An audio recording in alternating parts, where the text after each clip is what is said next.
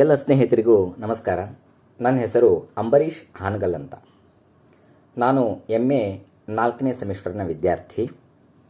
ಈಗ ಪಂಪ ಭಾರತ ವಿಕ್ರಮಾರ್ಜುನ ವಿಜಯದ ಒಂದು ಶಿಶುಪಾಲ ವಧೆ ಅನ್ನತಕ್ಕಂಥ ಪ್ರಸಂಗವನ್ನು ನನಗೆ ಬಂದ ರೀತಿಯಲ್ಲಿ ಹೇಳಲಿಕ್ಕೆ ಇಷ್ಟಪಡ್ತೀನಿ. ರಾಜಸೂಯ ಯಾಗ ಒಂದು ಸಂದರ್ಭದಲ್ಲಿ ಅಥವಾ ಒಂದು ಆ ಪ್ರಸಂಗದಲ್ಲಿ ಮಹತ್ವಪೂರ್ಣವಾಗಿರ್ತಕ್ಕಂಥ ಸನ್ನಿವೇಶ ಅಂತಂದರೆ ಶಿಶುಪಾಲ ವಧೆ. ರಾಜಸೂಯ ಯಾಗದ ಸಂದರ್ಭ ಯಾಕೆ ಬಂತು ಅಂತ ಎಲ್ರಿಗೂ ಗೊತ್ತಿರ್ತದೆ. ಸಾಮಾನ್ಯವಾಗಿ ಎಲ್ಲ ಪಾಂಡವರು ಕುಳಿತಾಗ ಇಂದ್ರಲೋಕದಿಂದ ಬಂದಿರತಕ್ಕಂತಹ ನಾರದರು ನಾನು ಇಂದ್ರಲೋಕದಿಂದ ಬಂದೆ ಅಂತ ಹೇಳ್ತಾರೆ.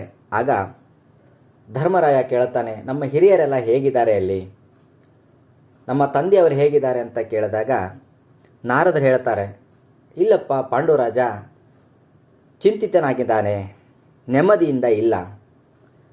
ನೀವು ರಾಜಸೂಯ ಯಾಗವನ್ನು ಮಾಡಿದ್ಯಾ, ಅದರಲ್ಲಿ ಅವರಿಗೆ ನೆಮ್ಮದಿ ಸಿಗಲಿಕ್ಕೆ ಸಾಧ್ಯ ಇದೆ ಅಂಥೇಳಿ ನಾರದರು ಹೇಳುತ್ತಾರೆ. ಆ ಸಂದರ್ಭದಲ್ಲಿ ಎಲ್ಲ ಈ ಸಹೋದರರು ರಾಜಸೂಯ ಯಾಗವನ್ನು ಮಾಡುವುದಾಗಿ ನಿಶ್ಚಯ ಮಾಡ್ತಾರೆ. ಅನುಮತಿಗಾಗಿ ಶ್ರೀ ಕೃಷ್ಣನನ್ನು ಕೇಳುತ್ತಾರೆ. ಕೃಷ್ಣ ಆರಂಭದಲ್ಲಿ ಹೇಳುತ್ತಾನೆ, ರಾಜಸೂಯ ಯಾಗ ಮಾಡೋದು ಅಷ್ಟು ಸುಲಭ ಅಲ್ಲಪ್ಪ, ಅದು ಬಹು ಖರ್ಚು ಕೂಡ ಉಳ್ಳಂಥದ್ದು. ಅಷ್ಟೇ ಅಲ್ಲ, ಇಡೀ ಎಲ್ಲ ಸಾಮ್ರಾಜ್ಯ ವಿಸ್ತಾರವನ್ನು ಮಾಡಬೇಕು, ಎಲ್ಲವನ್ನು ಗೆದ್ದುಕೊಂಡು ಬರಬೇಕು, ಮತ್ತು ಸಾಕಷ್ಟು ಖರ್ಚು ವೆಚ್ಚ, ದಾನ ಧರ್ಮ, ಅದರದ್ದು ಪ್ರಕ್ರಿಯೆಗಳು ತುಂಬ ದೊಡ್ಡದಾಗಿರ್ತದೆ. ನಾವು ಅಂದ್ಕೊಂಡಷ್ಟು ಅದು ಸುಲಭ ಅಲ್ಲ, ಬೇಡ ಅಂತ ಕೃಷ್ಣ ಹೇಳುತ್ತಾನೆ. ಆ ಸಂದರ್ಭದಲ್ಲಿ ಭೀಮ, ಅರ್ಜುನರು ಇವರೆಲ್ಲರೂ ಕೂಡ ಅದು ಎಂಥದೇ ಕಷ್ಟ ಬರಲಿ ಅದೆಲ್ಲವನ್ನು ಕೂಡ ನಾವು ಎದುರಿಸಿ ನಾವು ರಾಜಸೂಯ ಯಾಗವನ್ನು ನಾವು ಮಾಡೇ ತೀರ್ತೀವಿ, ನಾವು ಮಾಡಲೇಬೇಕು, ಅಂದರೆ ನಮ್ಮ ಹಿರಿಯರಿಗೆ ಅಲ್ಲಿ ನೆಮ್ಮದಿ ಸಿಗ್ತದೆ ಅನ್ನತಕ್ಕಂಥ ಉದ್ದೇಶ ಇಟ್ಕೊಂಡು ಕೇಳ್ಕೊಳ್ತಾರೆ. ಕೃಷ್ಣ ಕೊನೆಗೆ ಒಪ್ಪಿಕೊಳ್ತಾನೆ, ಆಯಿತು ಅಂತಂದು ಹೇಳಿ. ಅದಕ್ಕೆ ಪೂರಕವಾಗಿ ಎಲ್ಲ ಪ್ರಕ್ರಿಯೆಗಳು ನಡೆದು ರಾಜಸೂಯ ಯಾಗವೂ ಕೂಡ ಆಗತ್ತೆ, ಯಶಸ್ವಿಯಾಗಿ ಆಗತ್ತೆ. ಈ ಒಂದು ಸಂದರ್ಭದಲ್ಲಿ ಶಿಶುಪಾಲ ವಧಾ ಪ್ರಸಂಗ ಬರುತ್ತೆ. ತುಂಬ ಆಸಕ್ತಿಕರವಾಗಿರತಕ್ಕಂಥ ಒಂದು ಪ್ರಸಂಗ ಅಂತ ಹೇಳ್ಬೋದು ಶಿಶುಪಾಲ ವಧೆ. ಆ ರಾಜಸೂಯ ಯಾಗವನ್ನು ಮಾಡಿದ ನಂತರ ಶ್ವೇತಛತ್ರ, ಚಾಮರ, ಸಿಂಹಾಸನ ಮುಂತಾದ ಹಲವು ರಾಜಚಿಹ್ನೆಗಳನ್ನು ಬಿಟ್ಟು ಉಳಿದ ಎಲ್ಲವನ್ನೂ ಕೂಡ ಗಾಂಗೇಯ ಅಂದರೆ ಭೀಷ್ಮ, ವಿದುರ, ಬಾಲ್ಹೀಕ, ಸೋಮದತ್ತ, ಭಗದತ್ತ, ಧೃತರಾಷ್ಟ್ರ, ದ್ರೋಣ, ಅಶ್ವತ್ಥಾಮ, ಕೃಪ, ಈ ಎಲ್ಲ ಹಿರಿಯರಿಗೆ, ದುರ್ಯೋಧನ, ದುಶ್ಯಾಸನ, ಕರ್ಣ, ಶಲ್ಯ, ಶಕುನಿ ಇವರಿಗೂ ಕೂಡ ಅವರವರ ಯೋಗ್ಯತೆಗೆ ಅನುಸಾರವಾಗಿ ಅವರೆಲ್ಲರನ್ನ ಸಂತೃಪ್ತಿಪಡಿಸಿ ಧರ್ಮರಾಯ ರಾಜಸೂಯ ಯಾಗವನ್ನು ಮುಗಿಸ್ತಾನೆ. ಕೊನೆಗೆ ಯಾರಿಗಾದರೂ ಈ ರಾಜಸೂಯ ಯಾಗವನ್ನು ಅರ್ಪಣೆ ಮಾಡಬೇಕಲ್ಲ, ಯಾರಿಗೆ ನಾನು ಅರ್ಪಣೆ ಮಾಡಬೇಕಿದ್ದನ್ನ, ಅಥವಾ ಈ ಒಂದು ರಾಜಸೂಯ ಯಾಗದ ಅಗ್ರವಾಗಿರ್ತಕ್ಕಂಥ ಪೂಜೆಯನ್ನು ಯಾರಿಗೆ ಮಾಡಬೇಕು, ಅದಕ್ಕೆ ಯೋಗ್ಯರಿರೋರು ಯಾರು ಅಂತ ಧರ್ಮರಾಯನಿಗೆ ಗೊಂದಲ ಉಂಟಾಗುತ್ತೆ, ದ್ವಂದ್ವ ಬರುತ್ತೆ. ಹಾಗೆ ಧರ್ಮರಾಯ ಭೀಷ್ಮನನ್ನು ಕೇಳ್ತಾನಂತೆ, ಯಾರಿಗೆ ನಾನು ಅಗ್ರಪೂಜೆ ಮಾಡಬಹುದು ಅಂತ. ಆಗ ಭೀಷ್ಮರು ಹೇಳುತ್ತಾರೆ, ಬಲಿಚಕ್ರವರ್ತಿಯನ್ನು ಯಾರು ಬಂಧಿಸಿದ್ರು, ಅಂದರೆ ಅಹಂಕಾರದ ಮದದಿಂದ ಮೆರಿತಾ ಇರತಕ್ಕಂಥ ಬಲಿಚಕ್ರವರ್ತಿಯನ್ನು ಯಾರು ಬಂಧನವನ್ನು ಮಾಡಿದ್ನೋ, ಯಾರು ಅವನ ಅಹಂಕಾರವನ್ನು ಮೆಟ್ಟಿದನೋ, ಮತ್ತು ತನ್ನ ಶೌರ್ಯ ಮತ್ತು ಪರಾಕ್ರಮದಿಂದ ಇಡೀ ಭೂಮಂಡಲವನ್ನು ಯಾರು ಪಾತಾಳದಿಂದ ಎತ್ತಿದನೋ, ಅಂದರೆ ಕೂರ್ಮಾವತಾರ, ವಿಷ್ಣುವಿನ ಕೂರ್ಮಾವತಾರವನ್ನು ಹೇಳ್ತಾರೆ ಇಲ್ಲಿ. ಹಾಗೆ ನರಸಿಂಹಾವತಾರದಲ್ಲಿ ಹಿರಣ್ಯಕಶಿಪುವನ್ನು ಯಾರು ಸಂಹಾರ ಮಾಡಿದನೋ, ಸಮುದ್ರ ಮಥನ ಸಂದರ್ಭದಲ್ಲಿ ಮಂದರಾಚಲ ಪರ್ವತನ ಯಾರು ತಂದ್ರೋ, ಅಂಥವನಿಗಲ್ಲದೆ ಅಗ್ರಪೂಜೆ ಇನ್ಯಾರಿಗೆ ಮಾಡಲಿಕ್ಕೆ ಸಾಧ್ಯ ಇದೆ ಧರ್ಮರಾಯ ಅಂತ ಗಾಂಗೇಯ ಭೀಷ್ಮ ಹೇಳ್ತಾರೆ. ಸರಿ ಅಂತ ಹೇಳಿ ಭೀಷ್ಮರ ಅಣತಿಯಂತೆ ಧರ್ಮರಾಯ ಸಂತೋಷದಿಂದ, ಹಾಗಾದರೆ ಕೃಷ್ಣನಿಗೆ ನಾನು ಅರ್ಘ್ಯವನ್ನು ಕೊಡ್ತೇನೆ ಅಂಥೇಳಿ ಅರ್ಘ್ಯವನ್ನು ಕೊಡ್ತಾನೆ. ಅಂದರೆ ಅವನಿಗೆ ಅಗ್ರಪೂಜೆಯನ್ನು ಮಾಡ್ತೇನೆ ಅವನ ಹೆಸರಲ್ಲಿ. ಈ ಪ್ರಸಂಗ ಇಷ್ಟು ರಸವತ್ತಾಗಿ ಹೇಳಿದಾನಂತಂದರೆ ಪಂಪ, ಧರ್ಮರಾಯ ಕೃಷ್ಣನಿಗೆ ಅರ್ಘ್ಯವನ್ನು ಕೊಡ್ತಾನೆ ಭೀಷ್ಮರ ಅಣತಿಯಂತೆ. ಆ ಸಂದರ್ಭದಲ್ಲಿ ಶಿಶುಪಾಲ ಪ್ರತಿಭಟಿಸ್ತಾನೆ. ಧರ್ಮರಾಯ ಕೃಷ್ಣನಿಗೆ ಅರ್ಘ್ಯ ಕೊಡುತ್ತಲೇ ಆ ಸಭೆಯೊಳಗಿರ್ತಕ್ಕಂಥ ಶಿಶುಪಾಲ ಹೆಂಗೆ ಕೂಗಾಡ್ತಾನೆ ಅಂತ ಹೇಳ್ತಾನೆ. ಮಹಾಪ್ರಳಯ ಕಾಲದ ಸಮುದ್ರ ಘೋಷದಂತೆ ಕೂಗಾಡಿ, ಛೇ ಛೇ ಆ ಹರಿಗೆತ್ತಿದ ಅರ್ಘ್ಯವನ್ನು ಚೆಲ್ಲು ಅಂತ ಕೂಗಾಡ್ತಾ ಕೋಪಗೊಳ್ತಾನಂತೆ ಧರ್ಮರಾಯನ ವಿರುದ್ಧ. ತುಂಬಿದ ಸಭೆಯೊಳಗೆ ಭೀಷ್ಮರ ಈ ಅಭಿಪ್ರಾಯ ಸರಿಯಲ್ಲ ಅಂಥೇಳಿ ಶಿಶುಪಾಲ ಮೂದಲಿಸ್ತಾನೆ. ಕುರು ವೃದ್ಧಂ ಕುಲ ವೃದ್ಧಂ ಸರಿತ್ಸುತಂ ತಕ್ಕನೆಂದು ನಂಬಿದ ಸಭೆಯೊಳ ದೊರೆಗಿಡಿಸಿ ನುಡಿದೊಡೆ ನೊಲವರ ಮೆನ್ನದೆ ನೀನು ಮದನೇ ಕೊಂಡೆಸಗುವುದೇ ಅಂತ ಕೇಳ್ತಾನೆ ಶಿಶುಪಾಲ ಧರ್ಮರಾಯನನ್ನು. ಭೀಷ್ಮ ಕುರುವಂಶದಲ್ಲಿ ಹಿರಿಯ, ಕುಲದಲ್ಲಿ ಹಿರಿಯ. ಅವನು ಯೋಗ್ಯ ಅಂತ ನಂಬಿದ ಈ ಸಭೆಯೊಳಗೆ ತನ್ನ ಯೋಗ್ಯತೆಯನ್ನೇ ಅವನು ಕೆಡಿಸ್ಕೊಂಡು ಕೃಷ್ಣನಿಗೆ ಅರ್ಘ್ಯ ಕೊಡು ಅಂತ ಹೇಳ್ತಾ ಇದ್ದಾನೆ ಭೀಷ್ಮ. ಅವ ಪಕ್ಷಪಾತಿ ಅಂತ ನಿನಗೆ ಅನ್ಸಲ್ವಾ?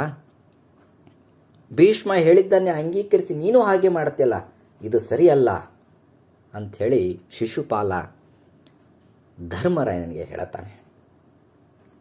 ಅಷ್ಟಕ್ಕೆ ಸುಮ್ಮನಾಗೋದಿಲ್ಲ ಶಿಶುಪಾಲ. ನಿನಗೆ ಕೃಷ್ಣನ ಮೇಲೆ ಪ್ರೀತಿ ಇರೋದೇ ನಿಜ ಆದರೆ ನಿನ್ನ ಮನೆಯಲ್ಲಿ ನೀನು ಅವನಿಗೆ ಅಗ್ರೆ ಪೂಜೆಯನ್ನು ಮಾಡು.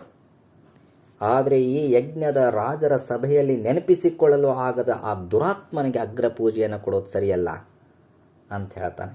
ನಿನಗಿಷ್ಟ ಇದಲ್ಲ ಕೃಷ್ಣನ ಬಗ್ಗೆ, ನಿನ್ನ ಮನೆಯೊಳಗೆ ನೀನು ಪೂಜೆ ಮಾಡು. ಅಂಥ ದುರಾತ್ಮನಿಗೆ, ಕೆಟ್ಟವನಿಗೆ ಈ ಸಭೆಯೊಳಗೆ, ಸಾರ್ವಜನಿಕ ಸಭೆಯೊಳಗೆ, ಇಷ್ಟೆಲ್ಲ ರಾಜಾದಿರಾಜರು ಇರ್ತಕ್ಕಂಥ ಸಭೆಯೊಳಗೆ ನೀನು ಅವನಿಗೆ ಅಗ್ರ ಪೂಜೆಯನ್ನು ಮಾಡ್ತೀಯಲ್ಲ, ಇದು ಸರಿಯಲ್ಲ ಅಂತ ಹೇಳ್ತಾನೆ. ಇಷ್ಟಕ್ಕೆ ಸುಮ್ಮನಾಗದ ಶಿಶುಪಾಲ ಕೃಷ್ಣನ ಕುಲಕ್ಕೆ ಹೋಗ್ತಾನೆ. ಅಂದ್ರೆ ಕೃಷ್ಣನ ಕುಲವನ್ನು ಕೂಡ ಅವನು ಮುದಲಿಸ್ತಾ ಹೋಗ್ತಾನೆ. ಅಲ್ಲಿ ಏನು ಹೇಳ್ತಾನವನು, ಇಷ್ಟು ಜನ ರಾಜರಲ್ಲಿ ಇರ್ತಿರ್ಬೇಕಾದ್ರೆ ಒಬ್ಬ ತುರುಕಾರಂಗ ಅಗ್ಗಳಿಕೆಯೇನೆ ಮಾಡಿ ಅಂತ ಹೇಳ್ತಾನೆ. ಅಂದರೆ ತುರು ಕಾಯುವವನಿಗೆ, ದನ ಕಾಯುವವನಿಗೆ ಅಂತ ಕೃಷ್ಣನಿಗೆ ಶ್ರೇಷ್ಠತೆಯನ್ನು ಕೊಟ್ಟು ಇಲ್ಲಿ ನೆರೆದಿರ್ತಕ್ಕಂಥ ಎಲ್ಲ ರಾಜರ ಕೊರಳಿಗೆ ಉರುಳು ಕಟ್ಟಿದೆಯಲ್ಲ, ಭೂಪರಿ ನಿಬರ ಕೊರಳೋಳ್ ಎಂದು ತನ್ನೊಳಗಿನ ಅಸಮಾಧಾನವನ್ನು ಶಿಶುಪಾಲ ಹೊರಹಾಕ್ತಾನೆ. ಅಷ್ಟೇ ಅಲ್ಲದೆ ತನ್ನ ಬಗೆಗಿನ ಅಭಿಮಾನದ ಒಂದು ಮಾತನ್ನು ಕೂಡ ಶಿಶುಪಾಲ ಹೇಳ್ತಾನೆ.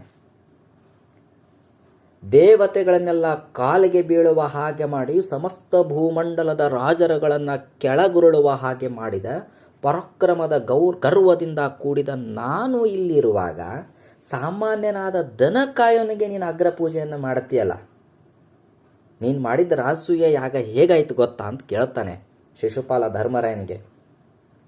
ಇದುವರೆಗೂ ಎಲ್ಲ ಸರಿಯಾಗಿತ್ತು ನೀನು ಮಾಡಿದ್ದು, ಆದರೆ ಏನೂ ಅರಿಯದೆ ಕೃಷ್ಣನಿಗೆ ಅರ್ಘ್ಯವನ್ನು ಕೊಟ್ಟು ಸಮಾಪ್ತಿಗೊಂಡ ಈ ಯಜ್ಞ ಇದೆ ಅಲ್ಲ, ಇದು ಯಾವ ರೀತಿ ಆಯಿತಂದರೆ ಕಂಠಪೂರ್ತಿ ಅಮೃತವನ್ನು ಉಂಡು ಗಂಜಲದಲ್ಲಿ ಬಾಯಿ ಒರೆಸಿಕೊಂಡಂತಾಯಿತು ನೀ ಮಾಡಿದ ರಾಜಸೂಯ ಯಾಗ ಇದು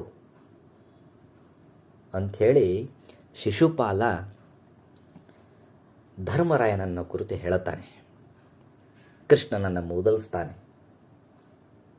ಇದುವರೆಗೂ ಧರ್ಮರಾಯನನ್ನು ಸಂಬೋಧಿಸಿ ಹೇಳ್ತಾ ಇರತಕ್ಕಂಥ ಶಿಶುಪಾಲ ಅಲ್ಲೇ ಇರ್ತಕ್ಕಂಥ ಕೃಷ್ಣನನ್ನೇ ನೇರವಾಗಿ ಗುರಿಯಾಗಿಸಿಕೊಂಡು ಮೂದಲಿಸಲಿಕ್ಕೆ ಶುರು ಮಾಡ್ತಾನೆ. ದೊರೆಯಕ್ಕುಮೇ ನಿನಗೆ ಯುಧಿಷ್ಠಿರ ಅರ್ಘ್ಯಮ ನೆತ್ತೆ ಶಂಕದೊಳ್ ಪಾಲೆರೆದಂತಿರೆ ಮಲಿನಮಿಲ್ಲದೊಳ್ಳಗುಲ ಅರಸುಗಳಿರೆ ನೀನು ಅಗ್ರ ಪೂಜೆಯನ ಅನ್ಪ ಕೇಳ್ತಾನೆ ಶಿಶುಪಾಲ. ಧರ್ಮರಾಯನಿಗೆ ಅರ್ಘ್ಯವನ್ನು ಎತ್ತಿದರೆ ಅದು ನಿನಗೆ ಯೋಗ್ಯ ಆಗ್ತದ? ಶಂಖದಲ್ಲಿ ಹಾಲು ಸುರಿದಂತೆ ನಿರ್ಮಲಿನವಾಗಿರತಕ್ಕಂತಹ ಸತ್ಕುಲ ಪ್ರಸೂತ ಅರಸು ಮಕ್ಕಳು ಇಲ್ಲೆಲ್ಲ ಇರ್ತಿರ್ಬೇಕಾದ್ರೆ ಅಂಥವರಿಂದ ನೀನು ಅಗ್ರಪೂಜೆಯನ್ನು ಸ್ವೀಕರಿಸ್ತೀಯ ಕೃಷ್ಣ ಅಂಥೇಳಿ ಕೃಷ್ಣಗೆ ನೇರವಾಗಿ ಬೈತಾನೆ ಶಿಶುಪಾಲ. ಅಷ್ಟೇ ಅಲ್ಲ, ಮತ್ತು ಧರ್ಮರಾಯನಿಗೆ ಹೇಳ್ತಾನೆ, ಧರ್ಮರಾಯ ತನ್ನ ಮನಸ್ಸಿಗನ್ನಿಸಿದ ಹಾಗೆ ಪಕ್ಷಪಾತದಿಂದ ನಿನಗೆ ಅಗ್ರಪೂಜೆಯನ್ನು ಕೊಡ್ತಾ ಇದ್ದಾನೆ. ಕೃಷ್ಣನಿಗೆ ಹೇಳ್ತಾನೆ ಶಿಶುಪಾಲ, ಇದು ಯಾವ ರೀತಿ ಆಗ್ತಾ ಇದೆ ಅಂದರೆ ನಿನಗೆ ಅಗ್ರ ಪೂಜೆಯನ್ನು ಮಾಡ್ತಾ ಇರೋದು ಸಿಡಿಲಿಗೆ, ಮೃತ್ಯುವಿಗೆ, ವಿಷಕ್ಕೆ ಸಮಾನ ಅಂತ ಭಾವಿಸ್ಕೋ, ಹೇ ನಂದಗೋವಳಗಿನ ಮಗನೇ ಅಂತ ನಿಂದಿಸ್ತಾನೆ. ದೆರೆಯಂದೊಣರ ನಂದಗೋಪಾಲ ಸುತ, ಶಿಶುಪಾಲ ನೀ ನಂದಗೋಳ ಮಗ ಇದೆಯೋ ಕೃಷ್ಣ, ನಿನಗೆ ಮಾಡೋದೆಲ್ಲ ಸಿಡ್ಲಿಗೆ, ಮೃತ್ಯುವಿಗೆ, ವಿಷಕ್ಕೆ ಸಮಾನ, ಅಂದರೆ ಯೋಗ್ಯ ಅಲ್ಲ ನಿನಗೆ ಅಗ್ರ ಪೂಜೆಯನ್ನು ಮಾಡೋದು ಅಂತ ಅಭಿಪ್ರಾಯ. ಶಿಶುಪಾಲಂದು ತುಂಬ ಕೋಪದೃಪ್ತನಾಗಿ ಅಸಮಾಧಾನವನ್ನು ಹೊರಗಾಗ್ತಾನೆ ಕೃಷ್ಣನಿಗೆ ನೇರವಾಗಿ. ಇಷ್ಟಕ್ಕೆ ಮುಗಿತಾ ಶಿಶುಪಾಲನ ಒಂದು ಶೌರ್ಯ ಅಥವಾ ಶಿಶುಪಾಲನ ಅಸಮಾಧಾನ ಇಷ್ಟಕ್ಕೆ ಮುಗಿತಾ ಅಂತಂದರೆ ಇಷ್ಟಕ್ಕೆ ನಿಲ್ಲೋದಿಲ್ಲ.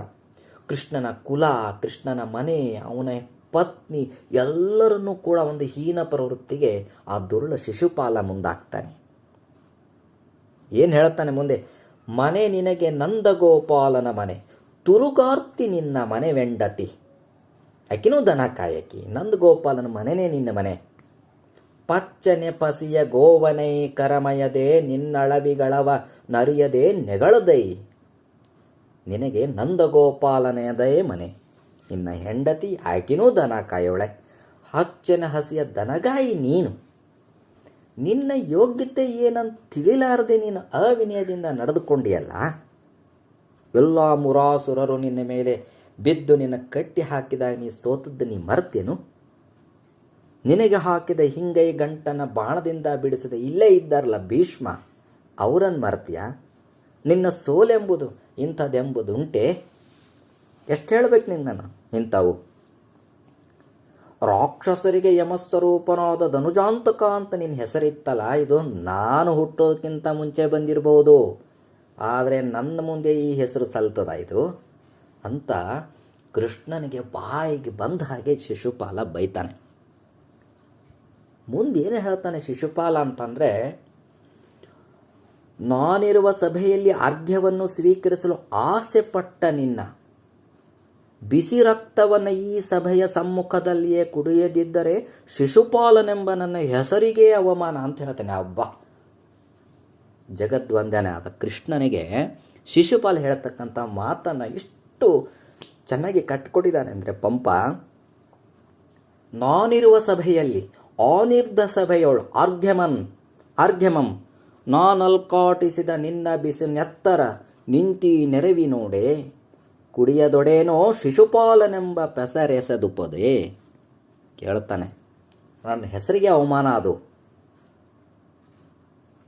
ನೀ ಸುಮ್ಮನಿರಬೇಕು, ತೆಪ್ಪನಿರದೆ ನೀನೇನಾದರೂ ಪ್ರತಿಭಟಿಸಿದ್ಯಾದರೆ ನಿನ್ನನ್ನು ಇಲ್ಲೇ ದಿಗ್ಬಲಿಯನ್ನು ಕೊಡೋದು ಹೆಂಗಂತ ನಾನು ಬಲ್ಲೆ, ಸುಮ್ಮನಿರಬೇಕು ನೀನು ಅಂತ ಶಿಶುಪಾಲ ಕೃಷ್ಣನಿಗೆ ಹೇಳ್ತಾನಂತೆ. ಮತ್ತೇನು ಹೇಳ್ತಾನ ಅವನು? ನೀನು ಪ್ರತಿಭಟಿಸೋದು ಬಿಟ್ಟು ಏನು ಮಾಡ್ಬೋದು ಗೊತ್ತಾ?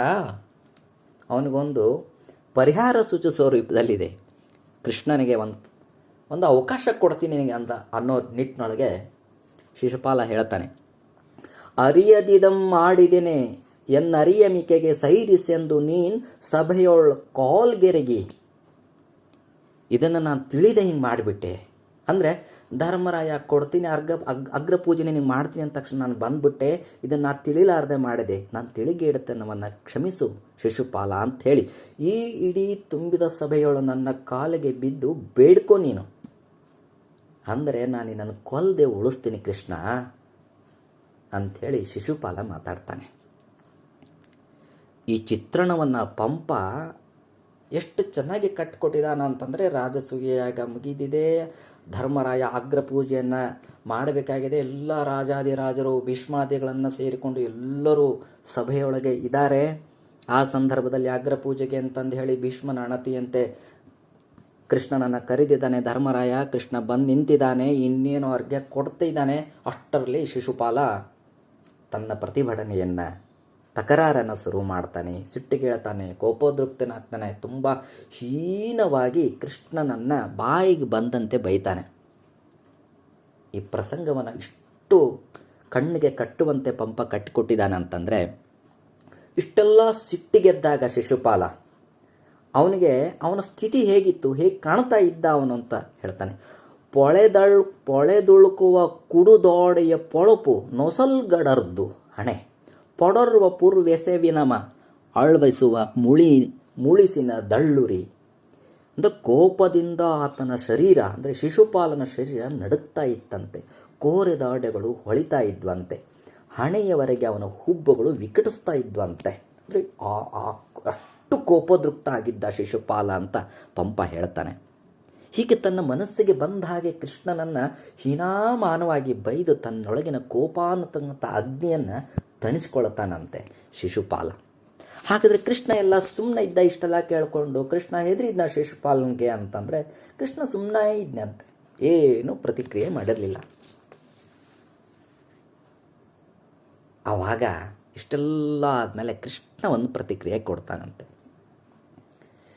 ನಿನ್ನಯ ತಾಯಿ ಸಾತ್ವತಿಯಂ ನಿನ್ನಂ ತಂದೆನ್ನ ತೊಡೆಯ ಮೇಲಿರುಪುವುದು ನಿನ್ನ ಲಲಾಟದ ಕಣ್ಣದು ಮುನ್ನೆಮೆಂ ಕಿಡೆ ನಿನ್ನ ಮೃತ್ಯುವೆನ್ನೆಯ ಕೈಯೋಳ್ ಅಂತ ಹೇಳ್ತಾನೆ ಶಿಶುಪಾಲನಿಗೆ. ಕೃಷ್ಣ ಹೇಳ್ತಾನೆ, ನೀನು ಮಗುವಾಗಿದ್ದಾಗ ನೋಡ್ಪ, ನಿನ್ನ ತಾಯದ ಸಾತ್ವತಿ ನಿನ್ನ ತನ್ನ ತೊಡಿ ಮೇಲೆ ಕೂಡಿಸ್ತಾಳೆ, ಆಗ ನಿನ್ನ ಹಣೆಗಣ್ಣು ಅಳಿಸಿ ಹೋಗ್ಬಿಡ್ತದೆ.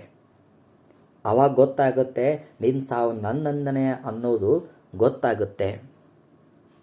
ಅದಕ್ಕೆ ನಿನ್ನ ತಾಯಿ ಹೇಳ್ತಾಳೆ, ಇಲ್ಲಪ್ಪ, ಅವನು ನಿನ್ನ 100 ತಪ್ಪು ಮಾಡೋವರೆಗೂ ಕೂಡ ದಯವಿಟ್ಟು ಅವನನ್ನು ಮನ್ನಿಸು ನೀನು ಅಂಥೇಳಿ ಕೇಳ್ಕೋತಾಳೆ, ವಿನಂತಿಯನ್ನು ಮಾಡ್ಕೋತಾಳೆ.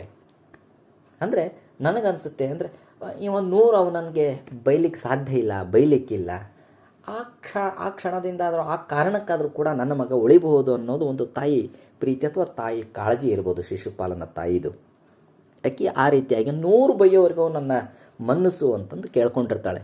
ನಿನ್ನ ತಾಯಿ ಈ ರೀತಿ ಕೇಳ್ಕೊಂಡಿದ್ದಕ್ಕೆ ನಾನು ಸುಮ್ಮನಿದ್ದೀನಿ, ಬಾಯಿಗೆ ಬಂದಂತಲ್ಲ ಬೈಬೇಡ ನೀನು ಅಂತಂದು ಕೃಷ್ಣ ಹೇಳುತ್ತಾನೆ. ಅಷ್ಟೊತ್ತಿಗೆ ಕೃಷ್ಣನ ಕೋಪನೂ ತುಂಬ ತಾರಕಕ್ಕೆ ಇರುತ್ತದೆ. ಅಲ್ಲಿವರೆಗೂ ಸುಮ್ಮನಿದ್ದ ಕೃಷ್ಣ ಅದೇ ಅರ್ಘ್ಯವನ್ನು ಬಿಟ್ಟಿರ್ತಕ್ಕಂಥ ಒಂದು ಪಾತ್ರೆಯನ್ನು ಅಥವಾ ತಳಗೆಯನ್ನು ತಗೊಂಡು ಶಿಶುಪಾಲನಿಗೆ ಜೋರಾಗಿ ಬೀಸ್ತಾನೆ. ಶಿಶುಪಾಲನ ತಲೆ ಕತ್ತರಿಸಿ ಹೋಗ್ಬಿಡುತ್ತೆ. ಮತ್ತು ಅವನ ಪರವಾಗಿ ಬಂದಿರತಕ್ಕಂಥ ಅಶ್ವಗ್ರೀವ, ವಿದ್ಯುನ್ಮಾಲಿ, ನೀಲ ಮುಂತಾದ ಶಿಶುಪಾಲ ಸಂಬಂಧಿಕರು ಕೂಡ ಆ ಕರಚಕ್ರದಿಂದ ಅವರನ್ನು ಕೂಡ ಸಂಹಾರ ಮಾಡ್ತಾನೆ ಅಂತಕ್ಕಂಥದ್ದು. ಅಂದರೆ ಎಲ್ಲದಕ್ಕೂ ಒಂದು ಮಿತಿ ಇರ್ತದೆ, ತಾಳ್ಮೆಗೂ ಒಂದು ಮಿತಿ ಇರ್ತದೆ ಅನ್ನೋಂಥ ಒಂದು ಸಂದೇಶ ಅಂತಲೂ ಅನ್ಕೋಬಹುದು. ಇದನ್ನು ಇಲ್ಲಿ ಶಿಶುಪಾಲನ ವಧೆ ಆಗುತ್ತೆ. ಮುಂದೆ ಧರ್ಮರಾಯ ಮಹಾಮಂಗಳವನ್ನು ಮಾಡಿ ಯಾಗವಿಧಿಗಳನ್ನೆಲ್ಲ ಪೂರೈಸಿ ಆ ಶ್ರೀಮನ್ನಾರಾಯಣನಿಗೆ ಕೃಷ್ಣನಿಗೆ ಅಗ್ರಪೂಜೆಯನ್ನು ಮಾಡಿದ. ಮತ್ತು ಯಮನಂದನನ ಕುರಿತು ಶ್ರೀಕೃಷ್ಣ, ನೀನೆಲ್ಲ ಸರಿಯಾಗಿ ಮಾಡಿದಿ, ನಿನ್ನ ಯಾಗವನ್ನು ಮಾಡಿ ಕೀರ್ತಿ ಪಾತ್ರನಾದಿ ಅಂತೇಳಿ ಅವನಿಗೆಲ್ಲ ಇವನು ಹೇಳ್ತಾನೆ. ಮುಂದೆ ಅವನನ್ನು ದ್ವಾರಾವತಿಗೆ ಇವರೆಲ್ಲರೂ ಕೂಡ ಧರ್ಮರಾಯ ಕೂಡ ಕೃಷ್ಣನನ್ನು ಕಳಿಸಿಕೊಡ್ತಾರೆ. ಇದು ಒಂದು ಪ್ರಸಂಗ. ಇಲ್ಲಿ ಕುತೂಹಲಕರ ಅಂತಂದರೆ, ಶಿಶುಪಾಲ ಅಷ್ಟೆಲ್ಲ ಮಂದಿ ರಾಜರಿದ್ದರೂ ಕೂಡ ಶಿಶುಪಾಲನೇ ಯಾಕೆ ಇಷ್ಟೊಂದು ಅಗ್ರಪೂಜೆಯನ್ನು ಕೃಷ್ಣನಿಗೆ ಮಾಡಲಿಕ್ಕೆ ತಕರಾರು ಮಾಡಿದ? ಬರೀ ತಕರಾರು ಅಷ್ಟೇ ಅಲ್ಲ, ಅವನು ಎಷ್ಟೊಂದು ಹೀನಾಮಾನವಾಗಿ ಬೈದ. ಇದಕ್ಕೆ ಕಾರಣ ಏನು? ಒಂದು, ಸಹಜವಾಗಿ ಇವನು ಗೊಲ್ಲನಾಕಿದ್ದರಿಂದ ಮತ್ತು ಮಾಡಿದ್ದು ರಾಜಸೂಯ ಯಾಗವನ್ನು ಮಾಡಿದ್ರಿಂದ ರಾಜಾಧಿರಾಜರ ಸಭೆಯಲ್ಲಿ ಅರ್ಘ ಪೂಜೆಯನ್ನು ಮಾಡ್ತಿರ್ಬೇಕಾದ್ರೆ, ಅತಿರಥ ಮಹಾರಥರು ಅಲ್ಲಿ ಇರ್ತಿರ್ಬೇಕಾದ್ರೆ ಅಂಥವ್ರಿಗೆ ಅಗ್ರಪೂಜೆಯನ್ನು ಮಾಡದೆ ಒಬ್ಬ ದನ ಕಾಯುವವನಿಗೆ, ಗೊಲ್ಲನಿಗೆ ಮಾಡ್ತಕ್ಕಂಥದ್ದು ಅಗ್ರಪೂಜೆ ಇದಲ್ಲ, ಅದು ಯೋಗ್ಯ ಅಲ್ಲ ಅಂತಕ್ಕಂಥದ್ದು ಒಂದು ಶಿಶುಪಾಲನಿಗೆ ಸಿಟ್ಟು ಬಂದದ್ದು. ಇಷ್ಟೇನ ಹಾಗಾದರೆ? ಖಂಡಿತ ಅಲ್ಲ. ಈ ಹಳೆ ದ್ವೇಷ ಅಂತ ನಾವೇನು ಕೇಳ್ತಾ ಇರ್ತೀವಲ್ಲ, ಆ ಹಳೆ ದ್ವೇಷ ಒಂದು ಶಿಶುಪಾಲನಿಗೆ ಇತ್ತು.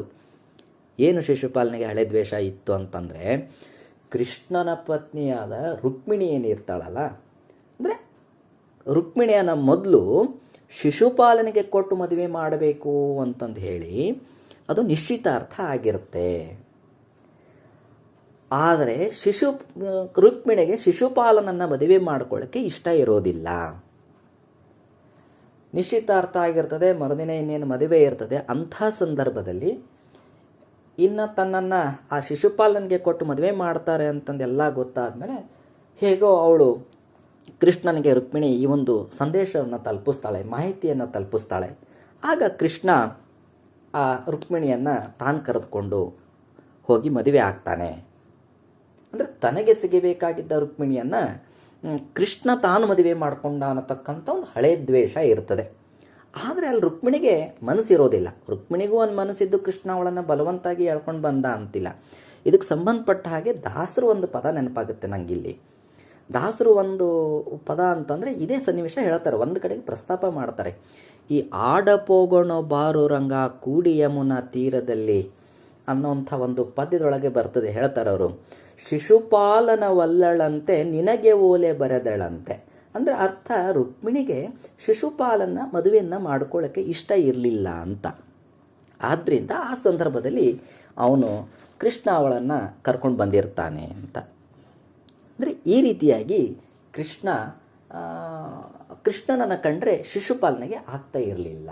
ಒಂದು ರಾಜಸೂಯ ಯಾಗದಲ್ಲಿ ಅಗ್ರ ಪೂಜೆಯನ್ನು ಮಾಡಿಸ್ಕೊಳ್ಳೋಕ್ಕೆ ಕೃಷ್ಣ ರಾಜನಲ್ಲ ಅನ್ನೋದು ಒಂದು. ಎರಡನೇದಾಗಿ ತಾನು ಮದುವೆ ಆಗಬೇಕಾಗಿರ್ತಕ್ಕಂಥ ರುಕ್ಮಿಣಿಯನ್ನು ಕೃಷ್ಣ ತಾನಾಗಿದ್ದಲ್ಲ, ಅದೊಂದು ಹಳೆ ದ್ವೇಷ ಆಯಿತು. ಇವೆಲ್ಲ ಸಿಟ್ಟನ್ನು, ಕ್ರೋಧವನ್ನು, ಕೋಪವನ್ನು ಶಿಶುಪಾಲ ಇಲ್ಲಿ ಹೇಳಿದ್ದ ಅನ್ನೋದು ಒಂದು. ಮತ್ತು ಕೃಷ್ಣ ಆ ಶಿಶುಪಾಲನ ತಾಯಿಗೆ ಒಂದು 100 ಬೈಯುವವರಿಗೂ ಅಥವಾ 100 ತಪ್ಪುಗಳನ್ನು ಮಾಡುವವರಿಗೂ ಮನ್ನಿಸ್ತೀನಿ ಅಂಥೇಳಿ ಅನಿವಾರ್ಯವಾಗಿ ಅವನಲ್ಲಿ ತಾಯಿಯ ಬೇಡಿಕೆಯಂತೆ ಒಪ್ಪಿಕೊಂಡಿರ್ತಾನೆ. ಆ ಕಾರಣಕ್ಕಾಗಿ ಇಷ್ಟೆಲ್ಲ ಇವನು ಬೈಯುವವರಿಗೂ ಕೂಡ ಅವನು ಸುಮ್ಮನೆ ಇದ್ದು ಕೊನೆಗೆ ಅವನನ್ನು ವಧೆಯನ್ನು ಮಾಡ್ತಾನೆ ಅಂತಕ್ಕಂಥ ಪ್ರಸಂಗ. ಇದರಲ್ಲಿ ಇದು ಪಂಪ ಭಾರತದಲ್ಲಿ ಈ ರೀತಿ ಬಂದಿದೆ. ವ್ಯತ್ಯಾಸವನ್ನು ನಾವು ನೋಡೋದಾದರೆ, ವ್ಯಾಸ ಭಾರತಕ್ಕೂ ಮತ್ತು ಪಂಪ ಭಾರತಕ್ಕೂ ನಾವು ನೋಡೋದಾದರೆ, ವ್ಯಾಸ ಭಾರತದಲ್ಲಿ ಯಾವ ರೀತಿ ಬರ್ತದೆ ಅಂತಂದರೆ, ಕೃಷ್ಣನಿಗೆ ಸಹದೇವನಿಂದ ಅಗ್ರಪೂಜೆ ನಡೀತಾ ಇರ್ತದೆ. ಆ ಸಂದರ್ಭದಲ್ಲಿ ಶಿಶುಪಾಲ ಅದನ್ನು ಇಷ್ಟಪಡಲಾರ್ದೇ, ಅಂದರೆ ಕೃಷ್ಣನಿಗೆ ಅಗ್ರಪೂಜೆನ ಇಷ್ಟಪಡಲಾರ್ದೆ ಶಿಶುಪಾಲ ಸಭಾತ್ಯಾಗವನ್ನು ಮಾಡ್ತಾನೆ. ಆಗ ಧರ್ಮರಾಯ ಶಿಶುಪಾಲನಿಗೆ ವಿನಂತಿ ಮಾಡ್ಕೋತಾನೆ, ಸಮಾಧಾನ ಮಾಡ್ತಾನೆ, ಬೇಡಪ್ಪ ಹೋಗಬೇಡ ಹಿಂಗೆಲ್ಲ ಮಾಡ್ತಾನೆ. ಆ ಸಂದರ್ಭದಲ್ಲಿ ಕೃಷ್ಣನ ಅಗ್ರಪೂಜೆಗೆ ಇವ ಸಮ್ಮತಿಸೋದಿಲ್ಲ ಅಂತ ಗೊತ್ತಾಗ್ತದೆ. ಅಂದರೆ ಶಿಶುಪಾಲ ತಕರಾರು ತೆಗೆದಿದ್ದಾನೆ, ಹೋಗ್ತಾ ಇದ್ದಾನೆ ಅಂತ ಗೊತ್ತಾದ ತಕ್ಷಣ ಅದನ್ನು ಕಂಡ ಸಹದೇವ ಕೃಷ್ಣನ ಅಗ್ರಪೂಜೆಗೆ ಸಮ್ಮತಿಸಿದ ರಾಜರ ತಲೆ ಮೆಟ್ಟುವುದಾಗಿ ವಿರೋಚಿತವಾಗಿ ಮಾತನಾಡ್ತಾನೆ. ಇದರಿಂದ ಶಿಶುಪಾಲ ಕೆರಳುತ್ತಾನೆ. ಯಾಗವನ್ನು ಕೆಡಿಸಬೇಕು ಅಂತ ನಿರ್ಣಯ ಮಾಡಿಕೊಂಡು ಆ ಸಭೆಯಲ್ಲಿದ್ದ ಎಲ್ಲ ರಾಜರಿಗೆ ಯುದ್ಧದಿಂದ ಸನ್ನದ್ಧರಾಗಲಿಕ್ಕೆ ಪ್ರೇರೇಪಣೆ ಮಾಡ್ತಾನೆ. ಅಯ್ಯೋ ಇದೇನಾಯಿತು ಅಂತೇಳಿ ಧರ್ಮರಾಜ ಅಂಜುತ್ತಾನೆ. ಆದರೆ ಭೀಷ್ಮ ಅವನಿಗೆ ಧೈರ್ಯ ಹೇಳುತ್ತಾನೆ. ಇದೇ ರೀತಿಯಾಗಿ ಮುಂದೆ ಅದು ಯುದ್ಧಕ್ಕೆ ಸಿದ್ಧ ಆಗ್ತಾರೆ. ಯುದ್ಧಕ್ಕೆ ಸಿದ್ಧ ಆದ ಸಂದರ್ಭದಲ್ಲಿ ಯುದ್ಧ ನಡೀತದೆ, ಕೃಷ್ಣ ಶಿಶುಪಾಲರ ಯುದ್ಧ ನಡೀತದೆ. ಆ ಸಂದರ್ಭದಲ್ಲಿ ಅವನು 101 ಬೈಯೋವರೆಗೂ ಕೃಷ್ಣ ಸುಮ್ಮನಿರ್ತಾನೆ, ಶಿಶುಪಾಲ ಬೈಯೋವರೆಗೂ ಕೃಷ್ಣ ಸುಮ್ಮನಿರ್ತಾನೆ. ಕೊನೆಗೆ ತನ್ನ ಸುದರ್ಶನ ಚಕ್ರದಿಂದ ಅವನನ್ನು ಶಿರಚ್ಛೇದನವನ್ನು ಮಾಡ್ತಾನೆ ಅಂತಕ್ಕಂಥ ಒಂದು ಪ್ರಸಂಗ ವ್ಯಾಸ ಭಾರತದಲ್ಲಿ ಬರ್ತದೆ. ಆದರೆ ಇಲ್ಲಿ ಅರ್ಘ್ಯಪಾತ್ರೆ ಅಥವಾ ಅರ್ಘ್ಯದ ಒಂದು ಬಿಡ್ತಕ್ಕಂಥ ತೆಳಗಿಯಿಂದನೇ ಅವನ ಶಿರಚ್ಛೇದನ ಅಥವಾ ಅವನ ಸಂಹಾರವನ್ನು, ಶಿಶುಪಾಲನ ಸಂಹಾರವನ್ನು ಮಾಡಿದ ಅಂಥೇಳಿ ಪಂಪ ಭಾರತದಲ್ಲಿ ಬರ್ತದೆ. ಇದು ಒಂದು ರೀತಿ ಮಾರ್ಪಾಡು ಅಂತ ಅನ್ಕೋಬೋದು, ಅಥವಾ ವ್ಯತ್ಯಾಸ, ವೈಶಿಷ್ಟ್ಯ ಅಂಥೇಳಿ ನಾವು ಕೂಡ ಅನ್ಕೋಬಹುದು. ಅಂದರೆ ಇಲ್ಲಿ ಕೃಷ್ಣನ ವೈಶಿಷ್ಟ್ಯತೆ ಅಥವಾ ಕೃಷ್ಣನ ಪ್ರಾಧಾನ್ಯವನ್ನು ಹೇಳತಕ್ಕಂಥ ಆಸಕ್ತಿ ಪಂಪನಿಗೆ ಇಲ್ಲ ಅನ್ನೋದು ಕೂಡ ನಾವಿಲ್ಲಿ ಗಮನಿಸಬೇಕಾಗಿರ್ತಕ್ಕಂಥ ಸಂಗತಿ. ಈ ನಿಟ್ಟಿನಲ್ಲಿ ಶಿಶುಪಾಲ ವಧ ಒಂದು ಪ್ರಸಂಗ ರಾಜಸೂಯ ಯಾಗ ಅಂತಕ್ಕಂಥದ್ದು ಪ್ರಸಂಗದಲ್ಲಿ ಬರ್ತದೆ.